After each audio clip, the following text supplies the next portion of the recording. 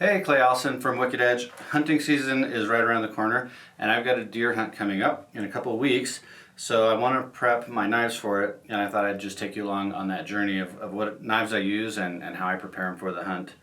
So the first knife that I like to use is a folder, and it's got two primary blades that I use. This little short one here is about 3.5 inches long, and I use it to start the initial cuts for skinning and then the main skinning job.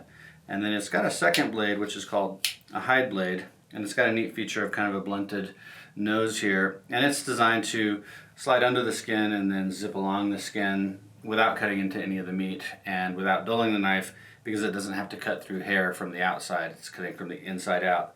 So that's the primary kind of skinning knife. And then I also carry a folding fillet knife. This one is made by I think this is a, what is this one? This is a Benchmade actually, and I think they discontinued it, but there are similar knives like this on the market. So it's a little folding fillet knife, open it up, and then slide this portion in to lock it in place. It's nice and flexible, and I do this for the deboning of the meat. So these are the two knives that I like to carry, and here's how I sharpen them. This first one is it's pretty narrow from the spine to the edge. So I like to mount it as high up in the clamp as I can. I just disregard the depth key for this one. I don't bother with it at all. I just clamp it up as high as I can, about, maybe 2 inches back from the tip, and snug it up. And at that position, I'm able to hit around 18 degrees, which for me is perfect. And the perfect finish on this knife for me is 1,000 grit and a little stropping. So I'm just doing very light, easy downward forward strokes, and you can see that the back is just wiggling the tiniest little bit, but the lighter the pressure, the more I'm able to manage that, and I don't need any additional support. And then from there I'll go ahead and strop it. And normally the advice I give people with stropping is to strop at an angle that is lower than the angle you sharpened at. So normally, like if I sharpened this knife at 18 and I wanted to strop it, I would go to 16 degrees for stropping.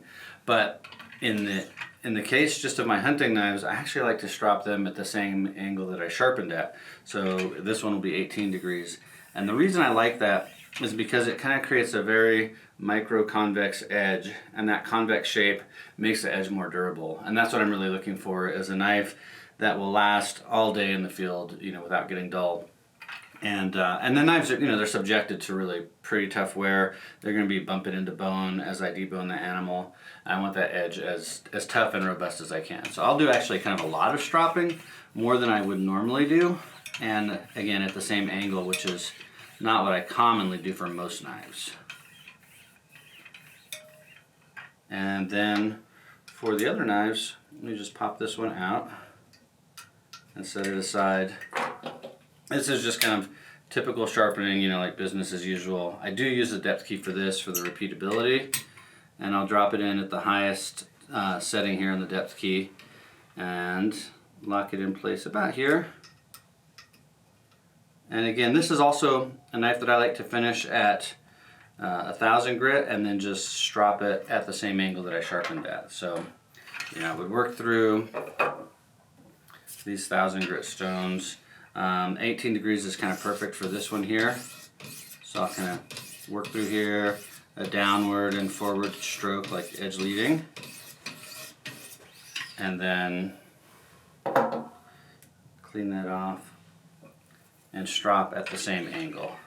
And again, this one I'm going to strop a lot more firmly, and I'm going to just make a lot more strokes than I would normally do.